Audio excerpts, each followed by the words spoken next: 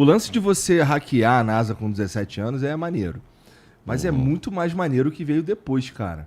Verdade. Primeiramente, o que te motivou?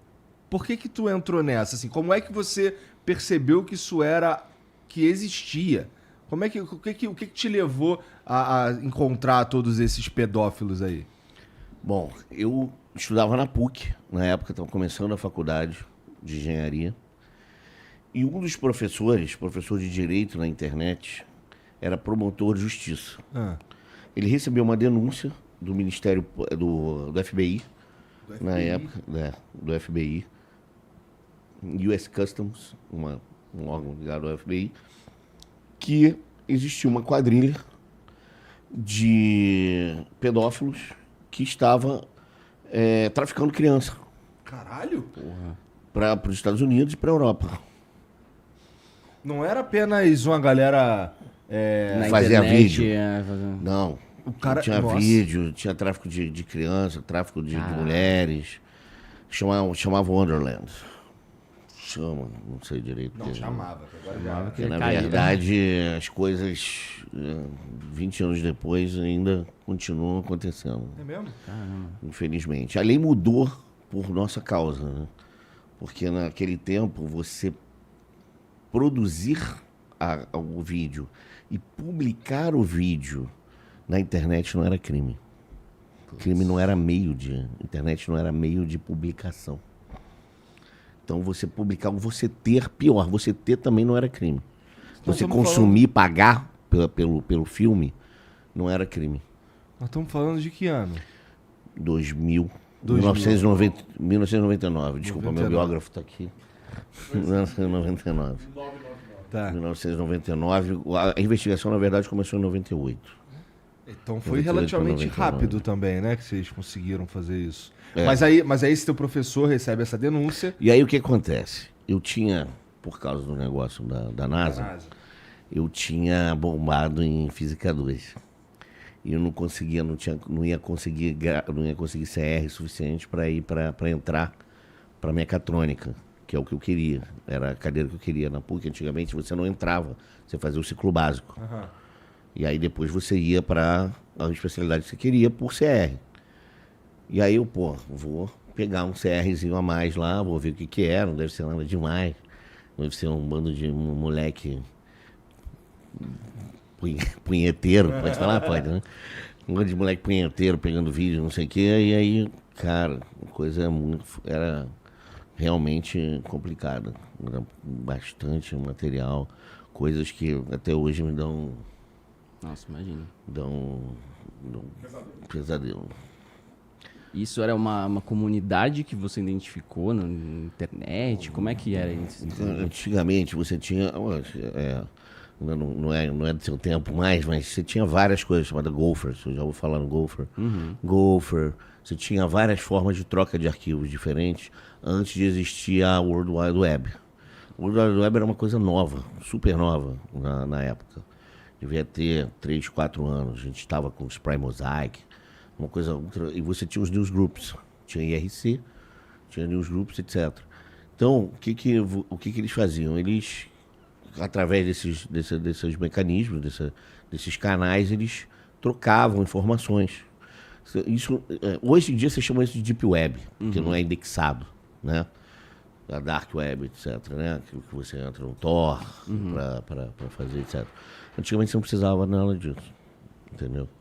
Você já tinha uns meios mais fáceis de se comunicar de forma meio aqueles escusa. servidorzinhos, mas você precisava saber onde era o servidor da você iria até ele, né? Então era mais escondido em termos de endereço. Você tinha canais no IRC, por exemplo, que davam o endereço na época, no dia, era um zero day, que é uma coisa que acontece na hora e depois ele sai. Normalmente antigamente todo mundo tinha um IP válido também.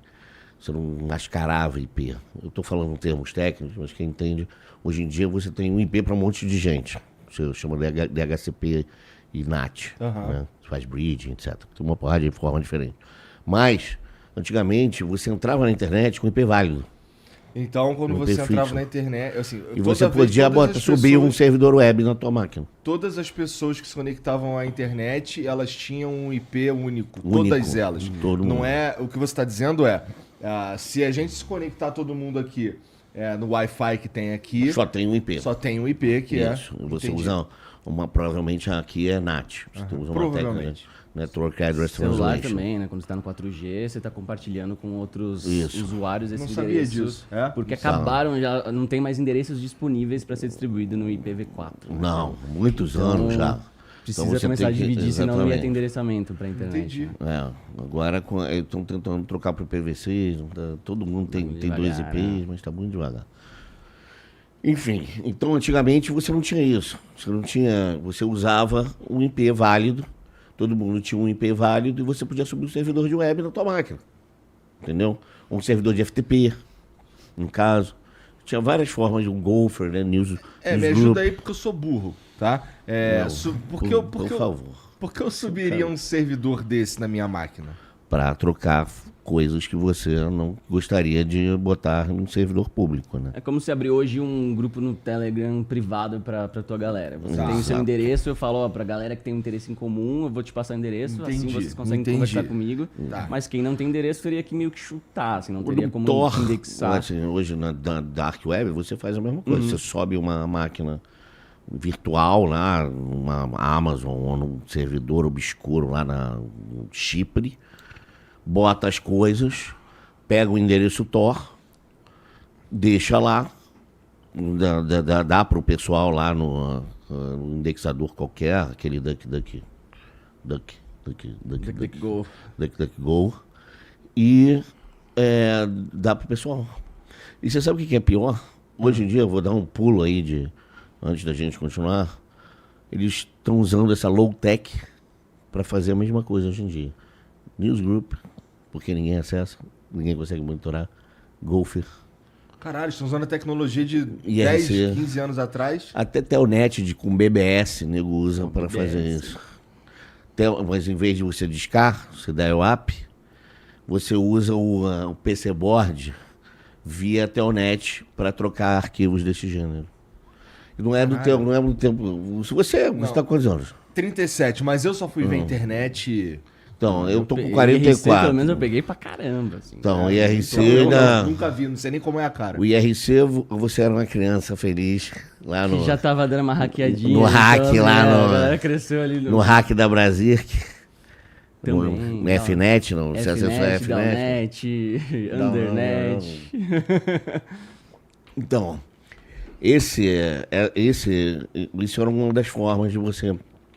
Você tinha o CIRC, que era de um pessoal lá da Europa, que era criptografado.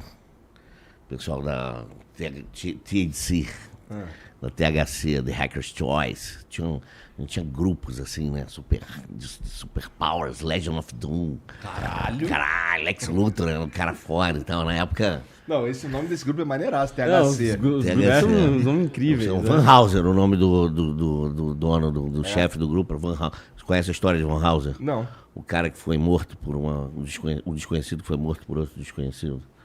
É uma história folclórica na Alemanha. Nossa, eu vou procurar saber sobre isso. Kasper Hauser. Então esse Van Hauser era por causa desse cara. É um grupo alemão, mas tem holandês, era um grupo mais forte na Europa na época. De hacker. E editor conseguiu pegar a revista, que era a Frack Magazine. Até hoje é o ícone, né, da revista e tal. Eu publiquei 2 artigos já na Frack. Mas peraí, tá. Aí você conseguiu o teu professor, aquele lá. Então, aí o meu professor, ele era promotor de justiça. Sim. O que acontece? A Polícia Federal na época não existia órgão de investigação eletrônica nessa época. Não existia nada. Isso, você está falando em 98. A internet chegou em 96 no Brasil. Então a gente estava falando do comecinho da internet mesmo aqui. E aí, esse meu professor falou, olha, eu vou te dar crédito para fazer uma investigação e tal. Ele não esperava também. Chama-se Romero Lira, procurador da República, aposentado. da República, não, do Estado do Rio de Janeiro, aposentado. Ele falou, olha, eu vou te dar aí os créditos 10 para você na minha matéria e você me ajuda a descobrir esse cara e tal. A investigação era um tal de Bob, que supostamente era americano e que estava aliciando crianças e mães para irem com os filhos, bebês, crianças, bem bebê, às vezes 3, 4 anos de idade, para os Estados Unidos e para Israel, Rússia, vários países europeus, do leste europeu, Itália, Espanha. E essas crianças eram abusadas junto com as mães. Entendeu? Às vezes até a mãe, na verdade, vendia criança para... Algumas sabiam, outras não. Umas achavam que era para adoção.